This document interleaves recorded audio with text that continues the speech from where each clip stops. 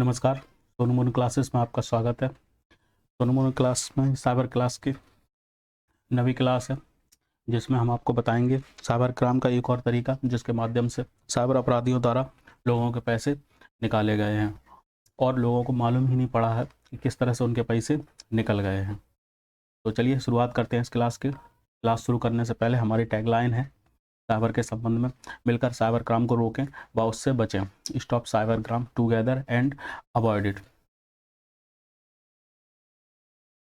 ये चैप्टर 9 है, या ये कह लिए एपिसोड 9 है, या वीडियो 9 है, आप जैसे समझें वैसे आप समझ सकते हैं।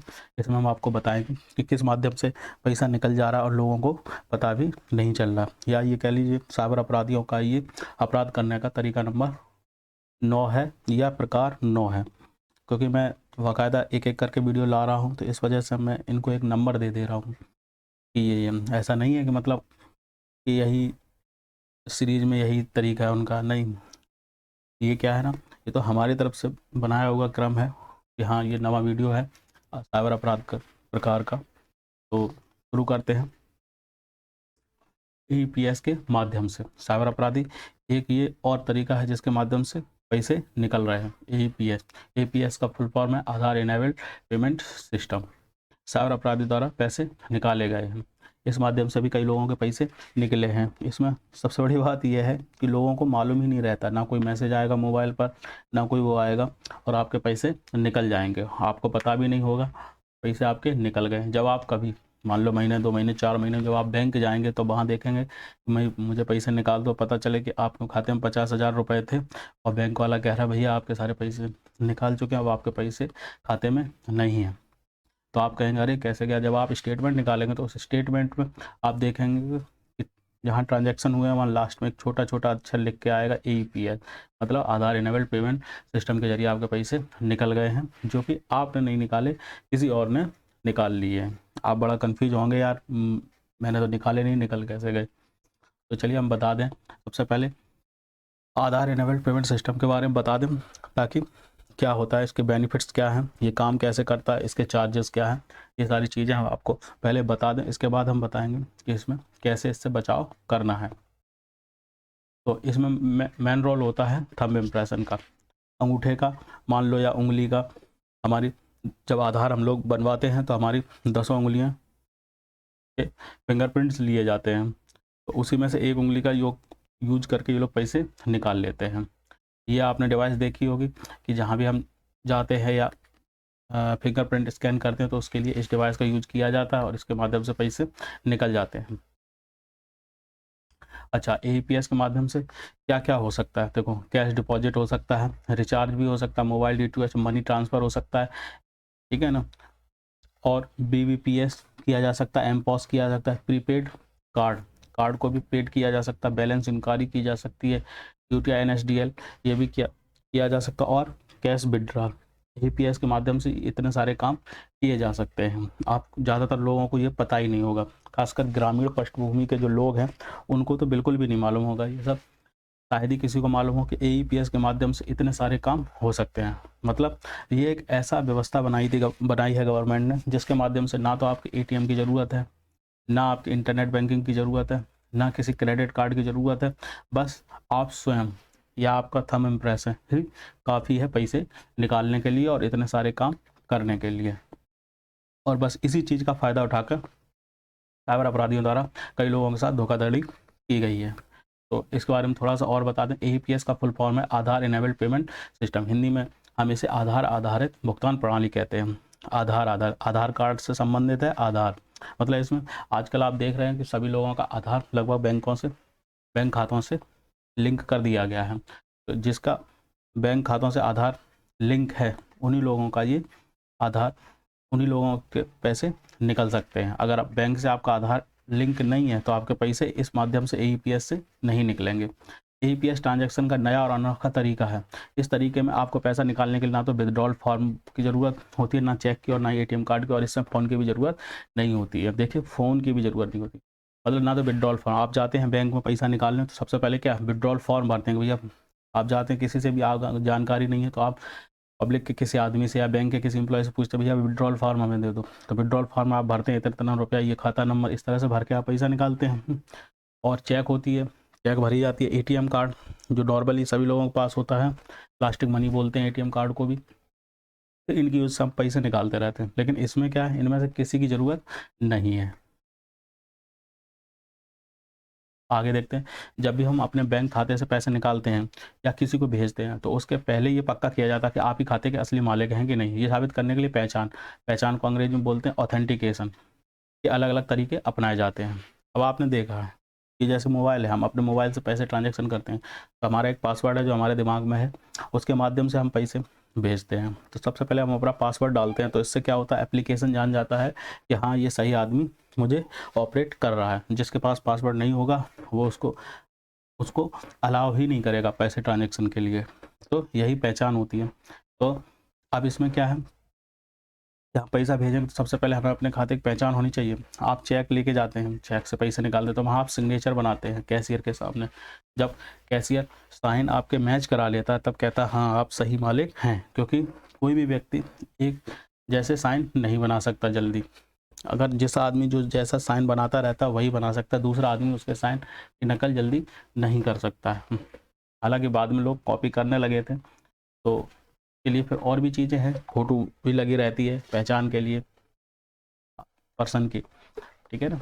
पैसे निकालने के लिए जिस प्रकार में चेक में आपकी साइन ली जाती है, एटीएम में आपका पिन डलवाया जाता है। अब पैसे निकालने हैं, अगर एटीएम है तो आप उसमें क्या है, पिन डलवाया जाता है और चेक पर साइन ली जाती है, तभी तो पहचान होती है कि हाँ आप जेन्युइन बंदा है। यूपीआई पेमेंट में भी फ़ोन और यूपीआई पिन डालने पर ही काम करता है। अब यूपीआई से अगर पेमेंट कर रहे हैं तो उसमें भी आप फ़ोन नंबर डालेंगे और यूपीआई पिन डालेंगे, तभी तो समझेगा कि हाँ आप जेन्युइन बंदा है या आप ही मालिक हैं इस खाते के। आईएमपीएस के लिए पासवर्ड या पिन की ज़रूरत नहीं होती है। इंटरनेट मोड पेमेंट सिस्टम है, इसके लिए किसी पासवर्ड या आईएमपीएस और होता है इंस्टेंट मोड पेमेंट सिस्टम जो होता है, इसमें किसी पिन की ज़रूरत नहीं होती है। क्योंकि एईपीएस ट्रांजैक्शन के लिए आपको इनमें से किसी की भी ज़रूरत नहीं होती है। अच्छी बात यह है कि एईपीएस जो ट्रांजैक्शन है, आधार इनेबल्ड पेमेंट सिस्टम है, इसमें क्या है, इन सब में से किसी चीज़ की भी ज़रूरत नहीं है। एईपीएस में पहचान के लिए आपकी अंगुलियों की छाप ली जाती है। इसमें क्या है, जब एईपीएस है जो आधार इनेबल्ड पेमेंट सिस्टम होगा, उसमें क्या आपका जो अंगूठा है उसकी पहचान ली जाएगी। बस आपने स्कैन करके लगाया और आपके पैसे निकल जाएंगे, ठीक है। दो चीज़ें हैं इसमें, आधार कार्ड का नंबर आपसे मांगेगा, आप जाओ बैंक में कि भैया हमें पैसे चाहिए, तो एईपीएस के माध्यम से चाहिए, तो वो कहेगा ठीक है अपना आधार नंबर बताओ। आपने आधार कार्ड नंबर बता दिया जो भी होता है, उसके बाद वो कहेगा ठीक है अंगूठा लगाओ इस मशीन पर, जो बायोमीट्रिक मशीन रखी है, तो उस पर जैसे आप अंगूठा रखेंगे आपका वेरीफाई हो जाएगा और आपको पैसे मिल जाएंगे। ये है इस सिस्टम में। और इसकी ज़रूरत कहाँ पड़ी, जब हमारे देश में कोरोना आया तो सभी जगह लॉकडाउन हो गए। लॉकडाउन होने की वजह से क्या समस्या उत्पन्न हो गई कि अब जो आदमी था जहाँ भी था वहीं सेट हो गया, ना इधर जा सकता ना उधर जा सकता। अब पैसे की ज़रूरत पड़ती थी, तो कई बैंकों ने व्यवस्था करी कि एईपीएस के माध्यम से पैसे निकाले जाएँ। तो क्योंकि पता चले किसी का एटीएम कहीं है, अब कोरोना में आप जा नहीं सकते, कोई लेके आ नहीं सकता, सारी डाक व्यवस्था बंद हो चुकी थी, तो एईपीएस के माध्यम से इस व्यवस्था को शुरू किया गया ताकि लोग आसानी से अपने खातों से पैसे निकाल सकें। वहाँ पर एईपीएस का बहुत अधिक उपयोग हुआ था। एईपीएस के लाभ क्या हैं, पैसे की निकासी कर सकते। एईपीएस का सबसे बड़ा इस्तेमाल है दूर दराज के इलाकों में, इस सिस्टम का बहुत प्रयोग किया जा रहा है। जो दूर दराज है, मतलब बैंकों से या गाँवों से या शहरों से बहुत दूर के इलाके हैं, वहाँ पर इस सिस्टम का उपयोग अच्छा खासा किया जा रहा है। बैलेंस का पता करना, इसके माध्यम से हम बैलेंस भी पता कर सकते हैं ईजी वे में। पैसे जमा करना, पैसे जमा भी कर सकते हैं, आपके अंगूठे के माध्यम से आप पैसे भी जमा कर सकते हैं अपने खाते में, और कुछ नहीं करना। इसके माध्यम से कैश भी जमा हो जाता है। ये सुविधा बहुत काम की है, क्योंकि बैंक जाए बिना कैश जमा कर पाना मुश्किल होता है। पैसे भेजना, पैसे भी भेज सकते हैं, किसी को ट्रांसफ़र करना है, बस अपने हाथ अब इम्प्रेशन से आपने वेरीफाई किया कि हाँ मैं ही हूँ, पैसे भेज रहा हूँ, और आपका पैसा चला जाएगा। आप एईपीएस के इस्तेमाल करके पैसे भी भेज सकते हैं, दुकानदार को पेमेंट कर सकते हैं। फंड ट्रांसफ़र के लिए सिस्टम आधार नंबर का इस्तेमाल करता है। इसमें मेन चीज़ है आधार नंबर का यूज होता है। फंड ट्रांसफर के लिए आपको अपनी बैंक मित्र से संपर्क करना होगा। एक मीडिएटर होता है, बैंकों ने बैंक मित्र नाम दिया है, उन्हें मीडिएटर कह लो, तो वो इस प्रक्रिया में सहयोग करते हैं। कई सारे जनसेवा केंद्र भी इस काम को कर रहे हैं। नोट AEPS के जरिए पैसा निकालने के बैंक मित्र को दुकानदार को एक ऐप इस्तेमाल चाहिए और इसके अलावा एक फिंगरप्रिंट का स्कैनर भी होना चाहिए। मतलब एक फिंगरप्रिंट स्कैनर चाहिए और जो मीडिएटर है बैंक मित्र, अब तो ये भी होना चाहिए। इसके पास क्या होता है, एक एप्लीकेशन होता है, जैसे हर चीज़ का एक एप्लीकेशन होता है। इंटरनेट बैंकिंग के लिए SBI का योनो, ठीक है ना, बैंक ऑफ बड़ौदा का अलग एप्लीकेशन है, कैनरा का अलग है, HDFC का अलग है। ऐसे ही AEPS के लिए भी एक अलग एप्लीकेशन बनाया गया है, उसके माध्यम से ये सब काम होते हैं। ज़रूरी चीज़ें क्या है, अगर AEPS के लिए पेमेंट करना है तो सबसे पहले आधार नंबर, आपके पास आधार होना चाहिए। अगर आपको अपना आधार नंबर ही नहीं पता है तो आप इस प्रक्रिया का उपयोग नहीं कर पाएंगे, ठीक है, क्योंकि आधार से सारे बैंकों के खाते आपके लिंक हैं। जब आपके पास आधार होगा तभी वो आपके संबंधित खाते पर पहुंच सकेगा। दूसरा होता है IIN नंबर, फुल फॉर्म है इसका इश्यूअर आइडेंटिफिकेशन नंबर का ये बताना होगा। अगर आपको ये नहीं पता है तो बैंक को मालूम होना चाहिए। बैंक के नाम से बैंक में स्वयं IIN नंबर का पता कर लेगा। अगर आपको बैंक अब IIN नंबर आपको नहीं पता तो आपको ये तो पता है मेरी मान लो किस बैंक में हमारा किस शाखा में खाता है, तो जिस बैंक में या खाता शाखा में आपका बैंक उसका नाम बता दो, उससे आपका IIN नंबर बैंक मित्र ढूंढ लेगा। तीसरा उंगलियों की छाप, आपके हाथों की उंगलियों की छाप की ज़रूरत होगी, मतलब थंब इम्प्रेशन आपका चाहिए उंगलियों का, क्योंकि उंगलियों की छाप से ही पता चलता है कि असली खाताधारक है कि नहीं है। कभी कभी उंगली की रेखाएं मिट जाती हैं, ऐसे सिस्टम से पढ़ नहीं पाते, इसलिए आंखों की पुतलियों का स्कैन किया जाता है। अगर आपके मान लो हाथों की उंगलियों की मिट गई हैं, मतलब कई बार क्या होता है जो लोग ज़्यादा मेहनत या काम करते हैं तो उनके जो थंब इम्प्रेशन होते हैं वो मिट जाते हैं, या हाथों की जो उंगलियां के पोर्ट होते हैं वो घिस जाते हैं, जिस वजह से वो स्कैन नहीं कर पाते हैं। तो फिर उसमें आंखों का रेटिना वगैरह स्कैन करके उस माध्यम से भी पैसा ट्रांसफ़र हो जाता है। अब क्या साइबर अपराधी, हाँ बता दो नोट यहाँ पर कि साइबर अपराधी आंखों का रेटिना तो स्कैन कर नहीं सकते हर किसी का, लेकिन थंब इम्प्रेशन किसी के भी लिए जा सकते हैं। बहुत आसान तरीका है, किसी गिलास पर आपके थंब इम्प्रेशन आ जाएंगे, कहीं आपने थंब इम्प्रेशन मशीन यूज की वहाँ आ जाएंगे, किसी जनसेवा केंद्र पर पैसे निकालने गए तो वहाँ भी आपका थंब इम्प्रेशन आ जाएगा। तो थंब इम्प्रेशन या फिंगरप्रिंट्स मिलना बहुत आसान काम है, जबकि आँखों का रेटिना के लिए अभी मिलना इतना आसान नहीं है। तो साइबर अपराधी क्या करते हैं, इन्हीं फिंगरप्रिंट्स का यूज करके पैसे निकाल देते हैं और आपको पता भी नहीं चलता। इस काम के लिए बैंक मित्र के पास आइरिस स्कैनर भी होता है। आँखों की स्कैन करने के लिए, रेटिना के लिए आइरिस स्कैनर बनाया गया है, उसका यूज करके ये लोग आइरिस स्कैनर यूज करते हैं आँखों के लिए।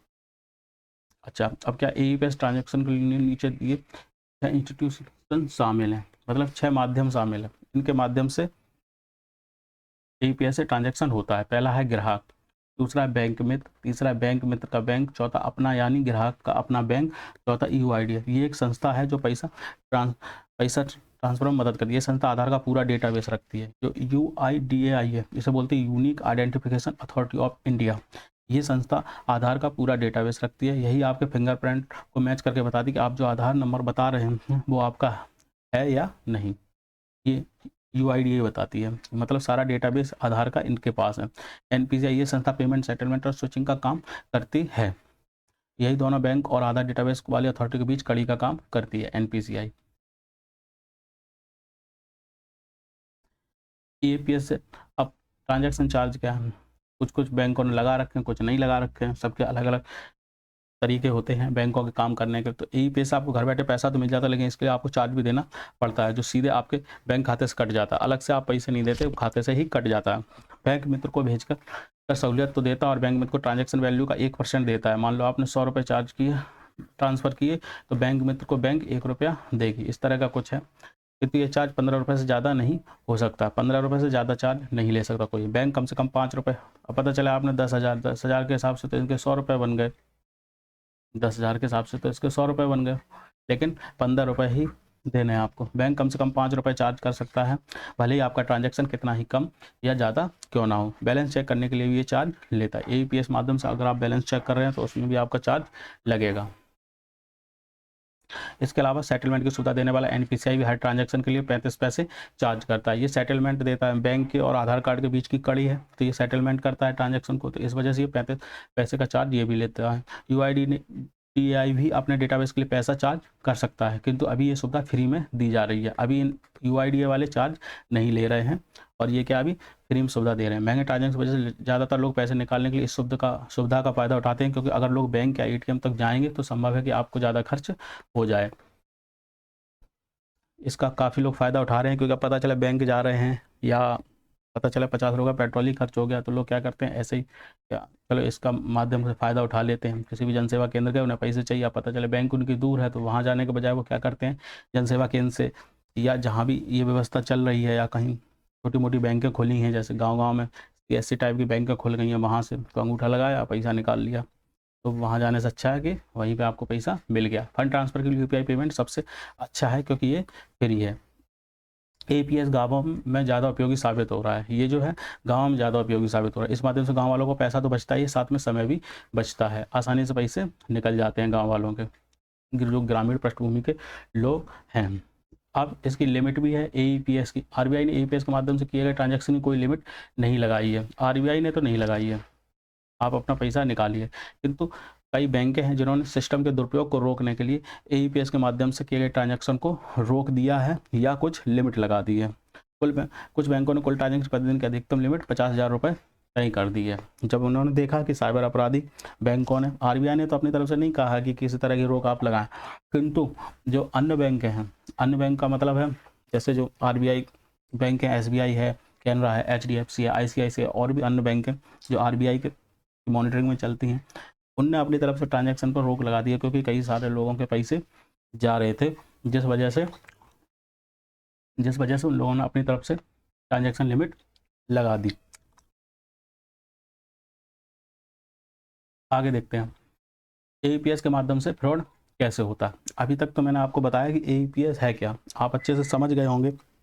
इसमें ना तो पिन की ज़रूरत है, ना किसी कार्ड की ज़रूरत है, ना किसी खाता नंबर की ज़रूरत है, ना किसी और चीज़ की। सिर्फ दो चीज़ों की ज़रूरत है, एक आपका फिंगरप्रिंट्स और दूसरा आपका आधार कार्ड नंबर। कई बार तो आपको क्या करना है, एईपीएस के माध्यम से फ्रॉड कैसे होता है ये बताते हैं। तो आप देखते हैं ये दो डिवाइस हैं। जब आधार बनवाते हैं तो इस तरह की डिवाइस रखी रहती है, जिस पर क्या है आपके पूरे अंगूठों के या पूरी उंगलियों के फिंगरप्रिंट्स ले लिए जाते हैं आधार बनाने वाली संस्था के द्वारा या कर्मचारी के द्वारा। इसके बाद आपका आधार बन जाता है। फिर क्या है, ये एक सिंगल, इस पर सिर्फ एक, चाहे उंगली रख लो चाहे अंगूठा रख लो, सिर्फ एक उंगली आ सकती है। तो इसके माध्यम से आप स्कैन कर लेते हैं कि आपका ये आधार कार्ड या आपका थंब इम्प्रेशन है। आपने सभी ने नॉर्मली देखा भी होगा कैसे करेंगे। अब क्या होता है कि अगर आपको रोकना है, फ्रॉड से रोकना है, इस तरह के जो साइबर फ्रॉड है इसको रोकने, जो एईपीएस के माध्यम से साइबर फ्रॉड ना हो, इसको रोकने के लिए आप क्या करेंगे, बायोमेट्रिक अपना ऑफ कर दीजिए। आधार कार्ड का जो बायोमेट्रिक है, क्योंकि आधार कार्ड जिन जिन सभी लोगों के लगभग चल रहे हैं और लोगों को पता भी नहीं है किनका बायोमेट्रिक ऑन है किनका बायोमेट्रिक ऑफ है। यूआईडीआई जो संस्था है, आधार कार्ड बनाने वाली संस्था, उसने क्या किया है, पब्लिक को ये तरीका दे रखा है कि आप अपना बायोमेट्रिक ऑन या ऑफ कर सकते हैं ज़रूरत के हिसाब से, और लोग करते नहीं हैं, जिसका फ़ायदा लोग व साइबर अपराधी उठा लेते हैं। तो हम आपको बता दें कि बायोमेट्रिक आप ऑफ कैसे करेंगे, तो आप साइबर फ्रॉड से बच जाएंगे। अगर आपका बायोमेट्रिक ऑफ होगा तो आप निश्चित ही साइबर फ्रॉड से स्वयं को बचा सकेंगे। तो सबसे पहले क्या करेंगे, यूआईडीआई की जो ऑफिशियल साइट है उस पर जाएंगे। ये आपकी यूआईडीआई है, फुल पावर में इसका unique identification authority of India, Aadhaar card के लिए यूनिक आइडेंटिफिकेशन इसी तरह से कुछ है, अभी मैं बता नहीं पा रहा हूँ, लेकिन ये आपकी ऑफिशियल साइट है आधार कार्ड बनाने वाली। तो उसी के माध्यम से आप इस पर जाएँ। इसके बाद आप नीचे जो प्रक्रिया बताई जा रही है उससे करते जाएँ, आप अपना आधार कार्ड बायोमेट्रिक ऑफ कर सकेंगे। फिर कोई भी आपके फिंगरप्रिंट को यूज करके पैसे का लेन देन नहीं कर सकेगा, ना ही फेशियल रिकॉग्नाइजेशन काम करेगा, ना ही आइरिस आंखों का स्कैन करने का जो होता है रेटिना स्कैन हो जाता है काम करेगा। अगर आपको ज़रूरत हो तो आप इसे ऑन कर लें, अगर आपको ज़रूरत है तो आप इसको ऑन कर लेना था, कोई बात ही नहीं। तो सबसे पहले क्या है, आप unique identification authority of India, ये यूआईडीआई का फुल फॉर्म है, ये देखिए लिखा है unique identification authority of India. तो आप ऑफिशियल साइट पर गए और उसके बाद थोड़ा सा स्क्रॉल करके नीचे जाएंगे तो लॉक अनलॉक बायोमेट्रिक का ऑप्शन आपको दिखेगा, आप इस पर क्लिक करें। उसके बाद आप क्या करेंगे, जब इस पर क्लिक करेंगे तो आपके सामने ये पेज ओपन होगा और यहाँ पर ऑप्शन आ रहा होगा लॉगिन। लॉगिन के लिए बोलेगा। तो आप यहाँ पे लॉगिन पे क्लिक करें। लॉगिन पे क्लिक करने के बाद क्या होगा, इस तरह का पेज आपके सामने खुल के आएगा, जिसमें आपको यहाँ पर आधार नंबर डालना है, ये आपका कैप्चा कोड है जो यहाँ पर डालना है। और इसके बाद यहाँ पर क्या करेंगे, OTP के लिए जब यहाँ पे कैप्चा कोड डाल देंगे तो यहाँ पर ऑप्शन आएगा OTP जनरेट करने के लिए। तो OTP जनरेट करेंगे तो आपके मोबाइल में OTP आएगा, और जैसे ही OTP आएगा वो आप क्या करेंगे, इसमें OTP आप अपना डाल देंगे। फिर इसके बाद जब OTP डाल देंगे तो इसके बाद क्या बोलते हैं, ये आइडेंटिफाई हो जाएगा कि हाँ आप अपना आधार कार्ड खोलना चाह रहे हैं। तो आप ऐसी स्थिति में क्या करेंगे, ऐसी स्थिति में आप क्या करेंगे, फिर आप नेक्स्ट पेज पर चले जाएंगे। वेरीफाई कर लेगा OTP से कि हाँ आप अपना आधार कार्ड लॉक या अनलॉक करने की प्रोसेस में आगे बढ़ रहे हैं। फिर आपके पास क्या है, आप थोड़ा सा स्क्रॉल करेंगे तो ये वाला ऑप्शन सामने मिलेगा, लॉक अनलॉक बायोमेट्रिक। अभी आप यहाँ देख रहे हैं ये ताला खुला हुआ है, मतलब आपका जो बायोमेट्रिक है वो इस समय खुला हुआ है। तो आप इस पर क्लिक करें।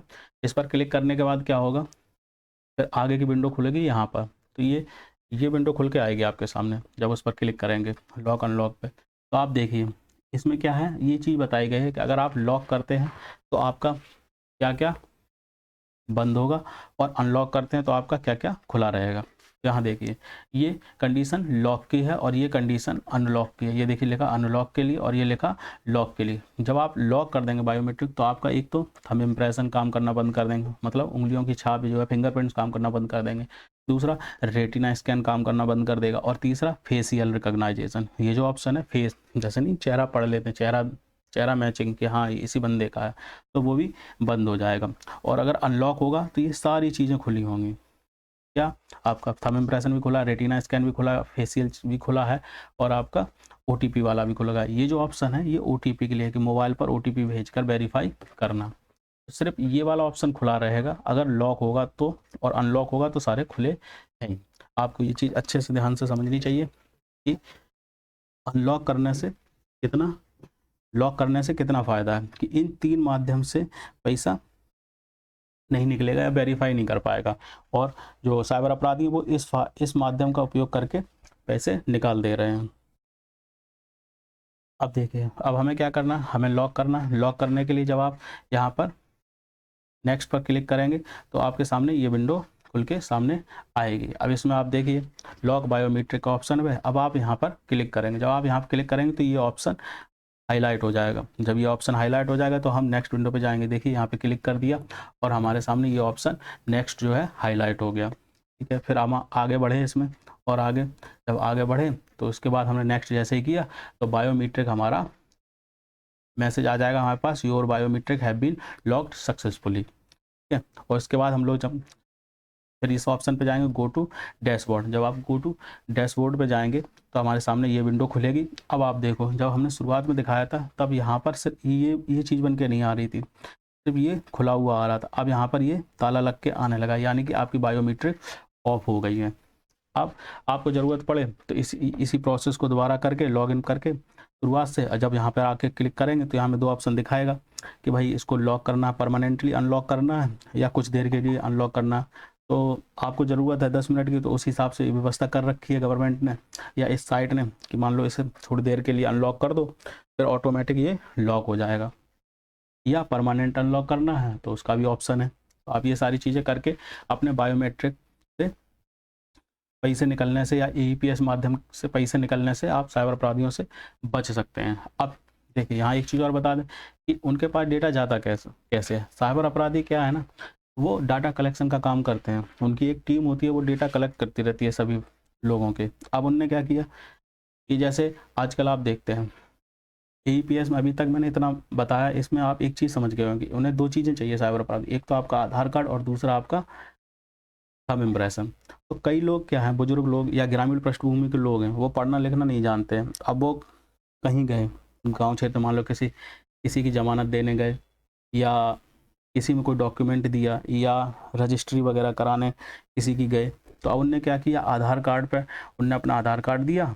अब उन्हें साइन करना तो आता नहीं, प्रमाणित करना तो आता नहीं, तो उनने क्या किया, जो उस पर अपना अंगूठा लगा दिया आधार कार्ड पे, और अपना वो कागज़ जमा कर दिया, सरकारी व्यवस्थाओं में जमा कर दिया। जहाँ जिसने मांगा कि भाई हमें पढ़ा लिखा तो हूँ नहीं, मैं अंगूठा लगा सकता हूँ, तो उन्होंने कहा ठीक है अंगूठा लगाओ, प्रमाणित करो इसे, तो अंगूठा लगा के प्रमाणित कर दिया। अब देखो आधार कार्ड पे ही उनने अंगूठा लगा दिया, अब उनके पास आधार कार्ड भी है और अंगूठा भी है, एक ही चीज़ में दोनों चीज़ें हो गई। तो अब इस फिंगरप्रिंट से वो आपकी नकली फिंगरप्रिंट ईजी वे में बना सकते हैं, ठीक है, चाहे किसी भी माध्यम से बनाए वो, और आधार कार्ड है तो उनका आपका डेटा लीक हो गया। और बस इसी चीज़ का फ़ायदा उठा के कहीं ना कहीं से साइबर अपराधी आपके साथ उक्त साइबर अपराध को अंजाम दे देते हैं। तो आपको इस चीज़ को याद रखना है कि अगर कहीं आधार कार्ड दो, अगर पढ़े लिखे लोग हैं, आप थोड़ा सा क्वालिफाई हैं, साइन कर लेते हैं, तो आपको क्या ध्यान रखना कि जहाँ आधार कार्ड नंबर दो वहाँ पर थंब इम्प्रेशन मत दो। मान लो कोई आईडी मांगे कि भैया अपना आधार कार्ड दो, तो उस पर साइन करिए आप अपने, जिनकी कॉपी नहीं होगी, ठीक है। और अगर जहाँ थंब इम्प्रेशन दे रहे हैं वहाँ आधार कार्ड की आईडी मत दो, जैसे वोटर कार्ड दे दो भाई। फिर किसी आदमी को जो ये मांगा जाता है कि भाई आइडेंटिटी दो, आइडेंटिटी जरूरत हो ना, आधार कार्ड ही हर जगह दो। अब आधार कार्ड और थंब इम्प्रेशन अगर एक साथ किसी को दे दोगे तो वो ईजी वे में आपके साथ साइबर अपराध को अंजाम दे सकता है। या मान लो वो तो भला आदमी है जो आपसे ये ले रहा है, या वो कोई सरकारी एजेंसी का आदमी है या किसी कंपनी का आदमी है, वो तो ठीक है, लेकिन वो कागज़ अगर किसी और के पास पड़ गया, किसी वजह से किसी तरीके से पहुंच गया साइबर अपराधी के पास, तो वो तो आपका पैसा उड़ा देगा। तो आपको क्या करना है कि जहां आप अंगूठा दें वहां पर आधार कार्ड मत दीजिए, क्योंकि अगर आप आधार कार्ड दे देंगे और अंगूठा दे देंगे तो आपका पैसा यही फेस के माध्यम से निकाल लेंगे, अगर आपकी बायोमेट्रिक ऑफ नहीं होगी। अगर बायोमेट्रिक ऑफ है तो कोई बात नहीं, आप दे दीजिए।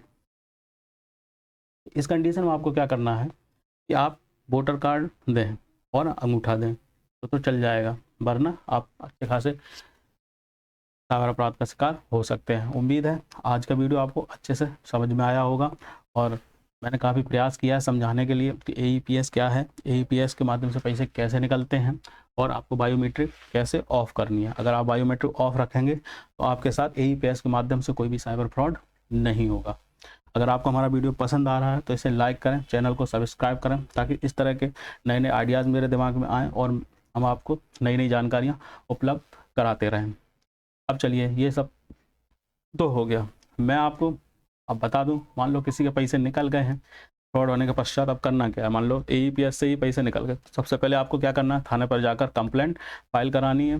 नहीं जा पा रहे तो 1930 पर वार्ता करके कंप्लेंट फाइल कराएं। अगर 1930 पर संपर्क नहीं हो पा रहा है तो ये जो लिंक दिया है, इस लिंक को URL पर डालकर, गूगल क्रोम पर डालकर अपनी कंप्लेंट को फाइल कर सकते हैं।